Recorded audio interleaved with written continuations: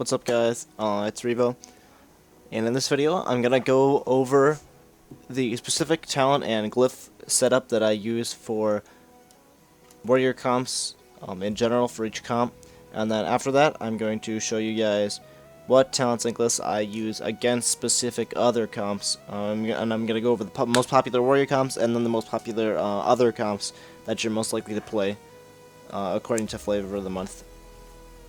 So to start with, I'll go over the talents and glyphs that I never ever change. The talents that I never change are my 15, 30, and 75, and I very rarely change my 45 talent. The reason I never ever change out of Juggernaut is because of the fact that Warbringer is really bad. It makes it into a root and it really doesn't bring anything to the table. Double time is bad because if you ever charge twice in a row, the talent basically feels useless. Unless you wait for both charges to recharge and you have two again, it's basically like just having a shittier version of Juggernaut. Because you'll have the charge and it'll be on a shorter cooldown because it's still recharging, but then you might as well have Juggernaut. The other thing that's good about Juggernaut is it puts you on par with Mage Blink. Mage Blink is 15 seconds. This makes charge 12 seconds. The only thing you have to look out for is DRing your own charge into immunity. That's the only thing you really have to watch out for with Juggernaut. As for Second Wind, it's the only really viable talent in the 30 tier. Impending Victory and Rage Regen aren't very good. Period. The reason Safeguard is the only talent that you can choose on this is because of the fact that almost every comp has a root, and you need Safeguard to be able to break roots, as of the patch that removed it from Intervene. So pretty much every comp you can take Safeguard. There are some comps that don't really have roots that you can take like Vigilance for or Advanced Spell Reflect. The only one I could really maybe think of would be Turbo Cleave, if they're not playing Earth Grab, and you could use Vigilance for that. But I mean, Safeguard is still good, even if you're playing that, because you can just Safeguard whoever they're targeting on a shorter cooldown than Vigilance. But you know, this one's 12 seconds and 30%. This one's 6 seconds and 20%, but it's on a shorter cooldown, and you can use it pretty much on cooldown. But it's a toss-up, really. As for glyphs, the only glyph that I never ever change is Glyph of Death from Above. I never change this ever. So now I'm gonna go through the talents and glyphs that I use for most comps in general. And the comps I'm gonna go with are WLS, WMD, Thunder, KFC, WPS, Kitty Cleave, and Turbo Cleave. For WLS, the talents that I would choose for almost every game are Shockwave, Stormbolt. Having the double stun into Coil Blanket for a kill on a healer is extremely useful, as well as having the Shockwave and for the DPS, and then a Stormbolt onto the healer to set up the fear for your Warlock. Anything like that works. However, if you're playing against like maybe Godcom or something as WLS, you can play Blazer and Bloodbath to get a little bit more damage out while being able to stay on your target. But double stuns into like a coil silence is like a really good kill setup. Just being able to stun them into the coil blanket or anything like that is the best way to land a kill. As for glyphs for WLS, these are the 3 glyphs you're most likely to use. Anything else really is not super good unless it's situational. These are the 3 glyphs I would go into the queue with as WLS. The next comp is WMD. It's pretty much the same deal. I would always play double stuns, unless there's one situation where you had the possibility to use this, but I'll go over that in a second. Shockwave Stormbolt is the best because you can Shockwave the DPS and you can Stormbolt the off target, the 3rd target, into a clone or a poly. It's extremely useful against like mirrors or any other team with the warrior, because what you do is you Stormbolt the warrior and then you clone or sheep off of that. And they can't reflect it, they can't avoid it, they can't charge, pummel any of it. It's a really effective way to CC a warrior. The other situation where you could use Bloodbath Bladestorm is if you're playing against a team with the Shaman, and what you can do is you can go Shaman with a Bloodbath Bladestorm Deep Orb CS, and it's like an extreme amount of damage, a really good setup. What you would do is you would go to DPS, you would then charge the Shaman whenever you have the setup, Bloodbath Bladestorm, the mage deeps him with Orb and then silences off. It's an extreme amount of damage that most people can't handle, and you're going to force at least one cooldown every time you do that swap. After you do that swap, you would pull back a little bit, play a little bit defensive, try to keep your mage up, and then go for that swap again. As for Glyphs, these are pretty much the 3 Glyphs you would use at all times as WMD, or even, Llama Cleave, which is Warrior Mage Mistweaver. Same thing, pretty much. These are the 3 Glyphs you would use in general. The next comp is Stutter Cleave. Again, double stuns for every game. The reason being is Stutter Cleave lacks an extreme amount of CC. And you would use this stuff to set up CC. What you could do is you could shockwave your target, Stormbolt the healer into a Hex, or anything like that. Basically, what you want to do is you always want to Stormbolt into Hex to set that up. As for Glyphs, these are the 3 Glyphs you would use. There's nothing else that's really very useful for Thundercleave. For KFC, you 100% always have to play double stuns. The reason being is you can, what you want to do is you can Shockwave to cover traps, and then you Stormbolt into traps. So you can Shockwave to cover a Scatter Trap, or you can Stormbolt trap. Either one works. You can't really do both. It's hard because of globals. But you always play double stuns for KFC. As for Glyphs, you would use Blitz most of the time, unless the only time I ever really take Blitz Glyphs off is if we're playing against a Mistweaver. If you're playing against a Mistweaver, I like to take Blitz off, especially as KFC, so that you can avoid making traps miss on accident. For example, if their monk is standing over here by the pillar, right over here, and I'm standing here, and their mage blinks back here, and I charge their mage, it's going to stun the monk too. And if the monk's scattered, and we're going for a trap, it can fuck our trap up, which is really bad. So I usually take Blitzglove out as KFC against any monk team, and you want to run Colossus Smash Glyph in place of Bull Rush most of the time. If you're not playing with Blitzglove, you would place Blitzglove with Bull Rush, and you would have Colossus Smash Glyph again. But the reason being that you use Colossus Smash Glyph for KFC is because the Sunder Armor effect benefits not only you, but also your hunter and his pet. Now this helps a lot with doing more damage. And the reason that you wouldn't take it as other comps is it's not worth a Glyph slot if it's only benefiting you. It's worth the Glyph slot as KFC only because it's benefiting both you and your hunter with almost all of your damage is physical. And its pet, of course. And almost all of your damage is physical, so it benefits all of you. And you usually train a target as KFC. So that's the only comp I really take Colossus Smash Glyph as.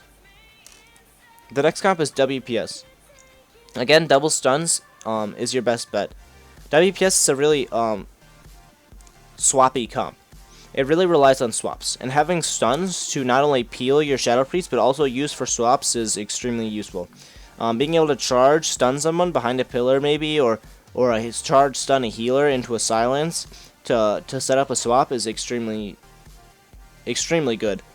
For example, I have a VOD on my stream of me. I leap, shockwave a rogue, and he gets a big DP on him, and he just dies behind the pillar because we have that stun to set up that swap. As for Glyphs, these are the 3 Glyphs you would run again.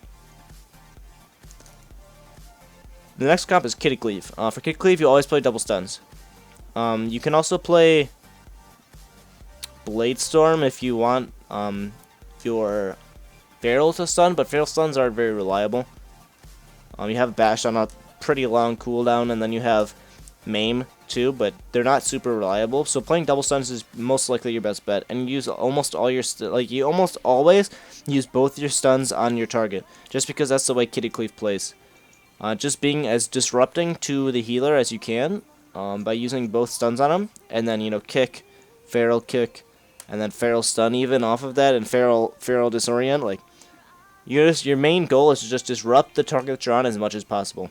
So you want to play double stuns. As for Glyphs, you want to play Blitz and Bull Rush. The reason that you would not play Colossus Smash Glyph, even though Ferals are all physical damage, the reason that you don't want to play Colossus Smash Glyph is because Ferals already bring Sunder to the table with Fairy Fire. So as long as your Feral is using Fairy Fire, you do not need a Colossus Smash. Or you do not need to Sunder. You do need a Colossus Smash, of course, to do damage. But you don't need a Sunder. So it would be completely wasted. The next comp is Turbo Cleave. Turbo Cleave, you want to play double stuns in every situation. Turbo Cleave is another comp again that doesn't have a lot of CC, so what you can do is you can shockwave your targets and set up a Stormbolt Hex on the healer. It doesn't have a lot of CC, so the only really setup you have is Stormbolt Hex. As for Glyphs, these are the 3 Glyphs you would run again. The reason that you wouldn't run Cluster Smash Glyph is because a lot of elemental, or not, enhancement damage is magic, rather than physical. Some of it is physical, but most of their burst is in the form of magic damage in Ellie Blast. That concludes the section of warrior comps. Now I'm gonna go over what glyphs and talents I would take against specific comps in general. And the comps that I'm gonna go over are the most popular according to flavor of the month: Godcom, Beast Cleave, Jungle Cleave, RMD, KFC, MLS, PHDK, WMD, Thundercleave, and Turbo Cleave. For starters, we'll start with Godcom. Most of the time you play double stuns versus Godcom, just to disrupt as much damage as you can. But you can also play Bloodbath Bladestorm to keep you on your target a little bit longer and to keep you out of Novas and possibly even prevent you from getting deeped. It's extremely effective to stay on your target with all the slows and peels that are on Godcom, and it allows you to get a lot of damage out while not getting cloned or sheeped or disarmed or any of that stuff. As for Glyphs, you almost always take Glyph of Blitz because of the fact that Godcomp is all casters, and they tend to stack up a lot, so you can disrupt a lot of their setup by charge stunning them. More than once. On more than one target. Normally you would run Bull Rush, but there's also the possibility that they'll swap to you, so a lot of times I'll run Glyph of Mortal Strike versus Godcomp. Reason being is because Glyph of Mortal Strike is a 10% increased healing as long as Mortal Strike is affecting a target. So, 90% of the time Mortal Strike's on a target. So you're going to get that 10% extra healing if they ever swap to you. Which can actually save your life, and it has saved my life many times because Godcomp does an extreme amount of damage, especially in swaps. In addition to using Glyph of Mortal Strike, another thing I like to do is use the PvP meta. The PvP meta reduces a lot of the damage on you. It's 775 resilience, which is pretty good. The other thing you can use is the 2% spell reduce damage. The 2% spell reduction taken damage. Both of these are good options. I heard that this one is slightly better. I haven't really done the math myself, but I heard it was better. In addition to having the defensive, you get a little bit of offensive, whereas with just Metagem, it's stamina, so you don't get that offensive like you do with the PvP power. But that's an option, is using this and using Glyph of Mortal Strike if they're going to swap to you. However, if they're not going to swap to you, you can also use Glyph of Root Interruption. You can even run Mortal Strike Root Interruption, as long as you don't get rid of Death from Above. Root Interruption is a good alternative because of the fact that everybody on Godcom has to cast, and they have to cast a lot, especially Shadow Priest. So you can get that 6% extra damage increase almost all the time if you're good at kicking. The next comp I'm going to go over is Beast Cleave. Beast Cleave has the potential to go you, so there's a couple things you can do about that. You always want to play Shockwave Stormbolt against Beast Cleave, just to control them. You can get a lot of triple Shockwaves with, Shaman, Hunter Pet, Hunter, Ghost Wolf, or not Ghost Wolf, Spirit Wolves, Stampede, all that stuff. You can get a ton of triple Shockwaves. You can have a 19-second Shockwave almost every time. It's really like there's so much stuff to Shockwave on Beast Cleave. So you can get that short Shockwave almost all the time. And then Stormbolting for the healer, of course. Beast Cleave is a comp you can actually take Piercing Howl against as well, because a lot of times they're stacked. As for Glyphs, this is normally the Glyph setups you would take. However, Beast Cleave has the potential to give you, like I said, so you can take that Glyph of Mortal Strike again, and again you could use the PvP meta if they're gonna go you. I know a lot of Beast Cleaves like to go Warrior now, so you can if you know they're gonna go you, you can use that setup. If you don't think that if there's a possibility they might go you, but they might not, what I'll do is I'll use Glyph of Mortal Strike and then use the regular Strength meta. But if you know for sure that they're gonna go you, you can use both of those. The next card that I'm gonna go over is Jungle Cleave. Jungle Cleave has a ton of CC for you, especially if they're playing with the Priest. You always want to play double stuns versus Jungle Cleave. Just disrupt as much damage, or as much CC and damage as you can. especially CC. You can Stormbolt the healer to stop clones on yourself or chastises. You can use Shockwave to Shockwave Hunter, and a lot of times you can get Feral in there. Again, this is another comp you can get a lot of triple Shockwaves against with Hunter pets. As for Glyphs, you always want to use these three Glyphs. There's nothing really else here that's going to help you much. They're not ever going to go you Jungle Cleave. Like, almost never are they going to go Warrior. So these are the three Glyphs you would most likely take, or are the best to take. The next comp is RMD. RMD, you definitely want to play double stuns against. A lot of times what you can do with RMDs is you really want to disrupt their opener as much as possible. So being able to Shockwave everybody in their opener is actually huge. Especially if you can get them to Trinket a Shockwave and then you can full fear them. Or what you can do is you can get them on a full fear, like a triple fear, and then when they will, you can just Shockwave them right away. Which is extremely good to disrupt their opener. You can also just spam Stormbolt on whichever arena the rogue is. So you can Stormbolt them immediately out of stealth. And then disarm them out. As for Glyphs, these are the three Glyphs you would most likely run, especially since you can Glyph of Blitz and stun all three in the opener with charge. That's like super good because you can set up a triple Shockwave off of that. You can use Glyph of Mortal Strike potentially if they're going to swap to you, but most of the time it probably won't help you that much because you're probably going to be bombed or something. Root Interruption is slightly useful if you're going to be able to kick polys from Mage, but it's probably not better than either of these two. So I would use these three Glyphs in general against RMD, as well as using the strength meta. The next comp I'm going to go over is KFC. KFC has a ton of CC, and they have the potential to CC both you and your healer at the same time, with Wyvern, Sting, and Trap. You want to play double stuns as pretty much every comp against KFC. Just to be able to, again, you can get a lot of triple Shockwaves on Hunter pets. And just being able to stop the Hunter damage and CC with Shockwave and Stormbolting the healer. And you can Shockwave the Hunter into a disarm to stop a lot of damage. As for Glyphs, these are three Glyphs you want to run. There really isn't anything on this list that's going to help you much against KFC. These are the three Glyphs you want to run because KFC is almost never going to go you, and there's nothing to kick really, so the general three Glyph setup is good against it. MLS is the next comp. MLS is another comp that you have the potential to take Bloodbath Bladestorm against. The reason being is because they have a Mage, and they have a lot of roots and Deep Freeze and Coil and you know, all that stuff. But again, the Shockwave Stormbolt combo is extremely useful for setting up CC on the healer and disrupting, especially the lock, since the Mage is just going to blink it. As for Glyphs, I would normally run Glyph of Mortal Strike against pretty much any lock team. I really like Glyph of Mortal Strike, especially if they're not going you and you are a potential swap target. Just being able to have Mortal Strike Glyph up to keep yourself at a little bit higher health with like HOTS or something is really nice. As well as the extra healing you get if you get swapped to and you know your Deep Freeze and you're gonna take that big 10% extra healing while you're getting hit. Root Interruption Glyph is another Glyph that's potentially good against that, because of the fact that, you know, everything has a cast. However, Mage and Lock casts are extremely fast with the levels of haste that we have now, so it might be kind of hard to pummel some of them. The next comp is PHDK.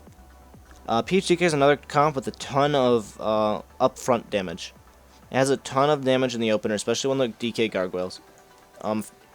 You're going to want to run Shockwave Stormbolt against this comp, as every comp, pretty much.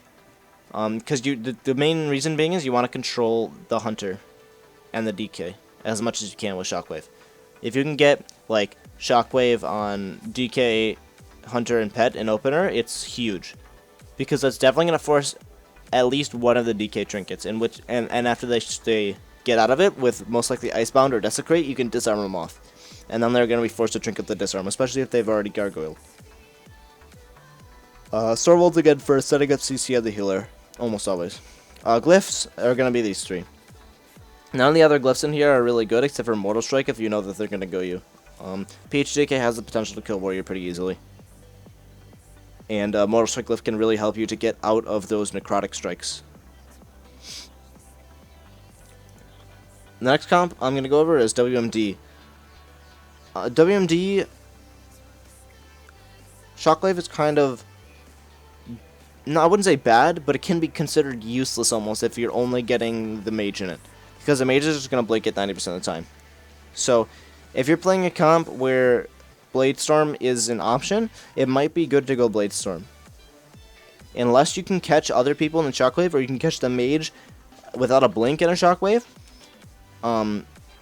you know, something else might be better. But you can use Shockwave to stop cast, which is extremely useful. Again, Stormbolt is really good to set up CC on the healer, or even to set up CC on the warrior. Especially because as WMD, the warrior is going to be pushed in on top of you. You can Stormbolt the warrior, and then set up CC off of that. As for Glyphs, these three are going to be your best Glyphs. Again, like RMD, Root Interruption can be used if you're going to get a lot of polys on the mage. But other than that, these three are the best. WMD has the potential to swap to you as a warrior, so maybe Glyph of Mortal Strike if you know they like to hit you. And again, maybe the PvP meta. But most likely these are going to be your three Glyphs, as well as the regular meta and double stuns. The next one is going to be Thundercleave. You want to play Shockwave Stormbolt against Thundercleave. Reason being is they have a lot of burst damage. That can be a little bit unpredictable. So you can use this Shockwave to like control people once you know, if they get a big burst off, like, oh shit, you know, Shockwave this guy, let's recover a little bit. You can use Stormbolt on the healer to set up CC on him, or on the warrior too, because Thundercleave has a lot of ways to prevent your team from CCing.